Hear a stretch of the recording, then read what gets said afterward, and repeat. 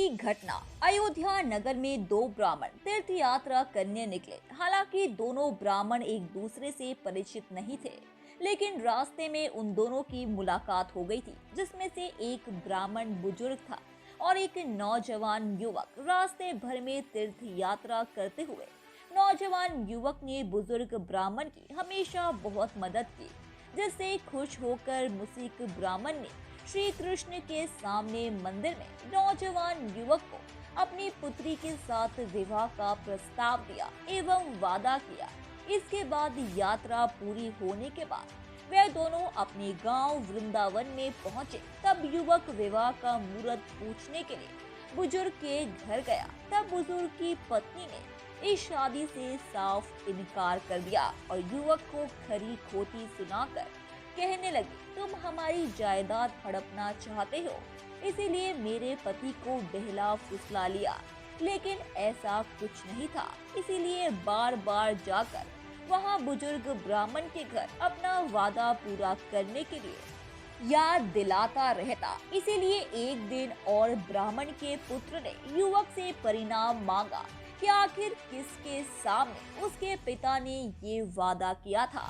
तब ब्राह्मण युवक ने कहा कि उसके पिता ने श्री कृष्ण की मूर्ति के सामने ये वादा किया था। तब ब्राह्मण के पुत्र ने कहा कि अगर श्री कृष्ण इस बात का प्रमाण दे देंगे तो मैं अपनी बहन का विवाह तुमसे करवा दूंगा। इसके बाद युवक उसी जगह गया जिस मंदिर में बुजुर्ग ने उससे वादा किया था। तब श्री कृष्ण ने उसे वहां जाने के लिए मना कर दिया, लेकिन बहुत शिफ्ट करने के बाद श्री कृष्ण उसके साथ जाने को तैयार हो गए और वृंदावन के सभी गांव वालों के सामने उन्होंने इस बात को कब बोला कि भूषण ब्राह्मण ने उसके सामने ही युवक से अपनी पुत्री के विवाह का वादा किया था, जिसके बाद उसी मंदिर में दोनों की शादी करवाई गई और आज वहां सुप्रसिद्ध मंदिर है जहां हर तरह की मनोकामना पूर्ण होती है। सातवीं घटना। कहानी ब्रिटिश भारत के 1879 की है, जहां लेफ्टिनेंट कर्नल सी मार्टिन मध्य प्रदेश के आगरा मालवा इलाके में तैनात थे। अफगानों के खिलाफ ब्रिटिश भारतीय सेना टक्कर के साथ लड़ाई लड़ रही थी। कई प्रयासों के बावजूद उन्होंने झुकने से इनकार कर दिया। लेफ्टिनेंट कर्नल मार्टिन को भी साल 1879 में सीमा पर भेजा गया था। सीमा पर जाने के बाद लेफ्टिनेंट कर्नल मार्टिन अपनी चिंतित पत्नी को उनके कुशल मंगल होने के बारे में पत्र भेजते रहते थे। कुछ महीने बीत गए। हालांकि मार्टिन की पत्नी उनके लिए चिंतित रहती थी, लेकिन पत्रों से उन्हें पता चलता रहता था कि उनके पति ठीक है। एक दिन लड़ाई और ज्यादा बढ़ गई। अफगान अंग्रेजों से बराबरी की लड़ाई लड़ रहे थे। ऐसे में कर्नल के लिए पत्र का लिख पाना धीरे धीरे कम हो गया और एक दिन पत्र जाना बिल्कुल बंद हो गया, जिस वजह से उनकी पत्नी की चिंताएं और ज्यादा बढ़ने लगी।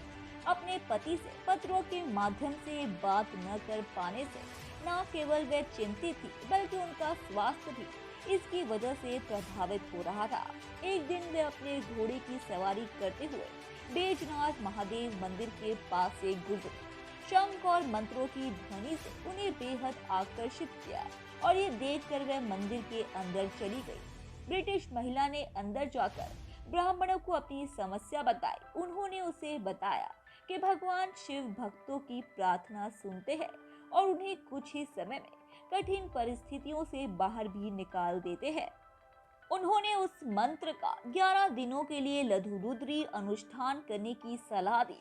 ओम नमः शिवाय। ऐसा कहा जाता है कि उसने भगवान शिव से प्रार्थना की कि अगर उसका पति सुरक्षित घर पहुंच जाए तो वह मंदिर का पूर्ण निर्माण करवाएगी। अनुष्ठान के 11वें दिन उन्हें अपने पति से एक पत्र मिला, जिसमें बताया गया था कि वह ठीक है और अंग्रेजों से युद्ध जीत लिया। ऐसा कहा जाता है कि उसके पति ने एक पत्र में एक और कहानी भी सुनाई थी कि कैसे उसे एक योगी ने बचाया था। लेफ्टिनेंट कर्नल ने अपने पत्र में लिखा था कि कैसे अफगानों ने उन्हें और उनके आदमियों को फंसाया था, जिस वजह से वो एक मौत के मुंह में चले गए थे। जब सिंह की खाल पहने और हाथ में त्रिशूल लिए एक लंबा योगी आया तो उसे अंग्रेजों को अफगानों से लड़ने में बहुत मदद मिली। उसके हमले ने अफगानों को पीछे हटने के लिए मजबूर कर दिया और निश्चित हार जीत में बदल गई। लेफ्टिनेंट कर्नल मार्टिन ने यह भी लिखा कि योगी ने उनसे कहा कि उन्हें बचाने के लिए उन्हें आना पड़ा क्योंकि वे अपनी पत्नी की भक्ति और प्रार्थनाओं से प्रभावित थे। मंदिर के अंदर स्लैब उस बचाव की पूरी कहानी बताता है जो लेफ्टिनेंट कर्नल ने पत्र में सुनाई थी। पत्र पढ़ते हुए लेडी मार्टिन की आंखों से खुशी के आंसू छलक पड़े। उसका हृदय हर्ष और श्रद्धा से अभिभूत हो उठा। वे भगवान शिव के पत्थर के प्रतीक के नीचे गिर गई और जोर जोर से रोने लगी। जल्दी ही लेफ्टिनेंट मार्टिन लौटे और पति पत्नी ने एक दूसरे को कहानी सुनाई। बाद में वे दोनों भगवान शिव के भक्त बन गए और साल 1883 पूरे मंदिर का जीर्णोद्धार करवाने के लिए 15,000 रुपए का दान दिया। इसके बाद दंपति इस वादे के साथ इंग्लैंड वापस चले गए कि वे इंग्लैंड में अपने घर में भगवान शिव की पूजा करेंगे। 8वीं घटना। किसी गांव में एक बहुत ही गरीब ब्राह्मण रहता था। वे और उसकी पत्नी दान दक्षिणा मांगकर घर चलाया करते थे। वे अपनी गरीबी के कारण बहुत ज्यादा परेशान था, लेकिन कभी भी शिव जी की भक्ति करना नहीं भूलता था। फिर एक दिन महाशिवरात्रि का दिन आया। उस वक्त वहां भगवान शिव की पूजा करने मंदिर गया। तब पार्वती जी ने भगवान शिव से कहा कि ये भक्त रोज आपकी आराधना करता है, लेकिन आज ये बहुत ज्यादा उदास है, तो क्यों ना आप इसकी परेशानी का समाधान कर दो। इसीलिए शिव ने माता पार्वती से कहा कि ये जो भी बेल पत्री मुझ पर चढ़ाता है वह आज रात में पैसे में बदल जाएगी। ये सब चुपके से एक व्यापारी सुन रहा था। तब व्यापारी ब्राह्मण के घर गया और उससे कहा कि तुम 1000 स्वर्ण मुद्रा मुझसे ले लो और बदले में सारी बेल पत्री मुझे दो। इसके बाद पार्वती जी ने शिव जी से पूछा कि बेल पत्री तो व्यापारी ले गया, अब ब्राह्मण धनी कैसे बनेगा।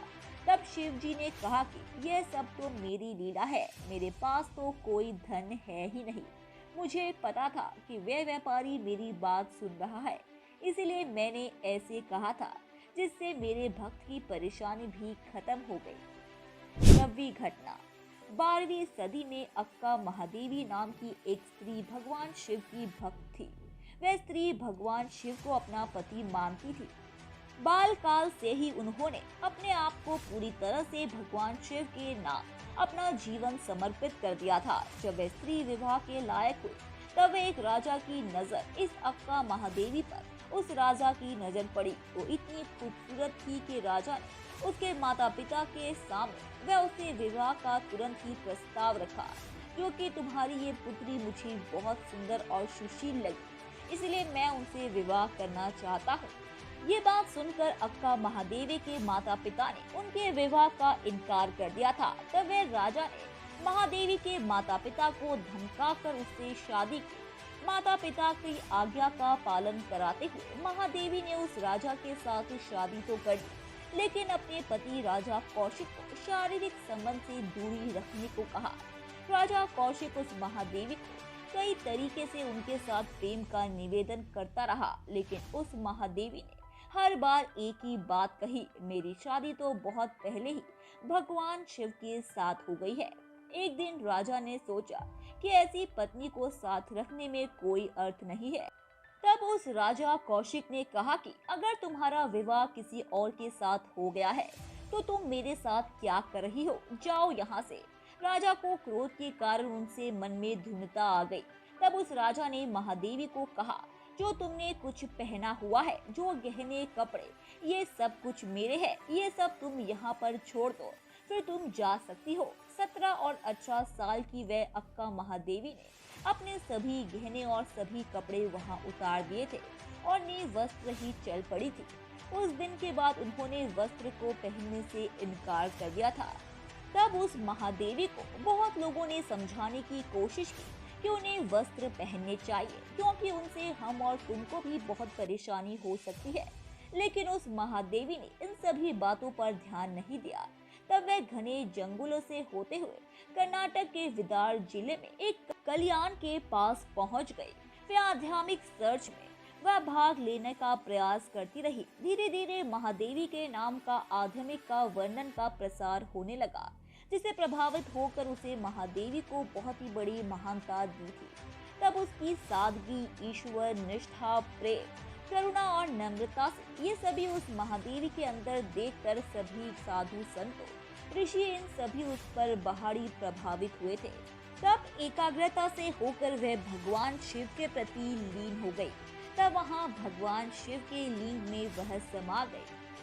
10वीं घटना, ये बात दिल्ली की है, जहाँ एक छोटी बच्ची हर महीने वृंदावन श्री कृष्ण के दर्शन करने जाती थी।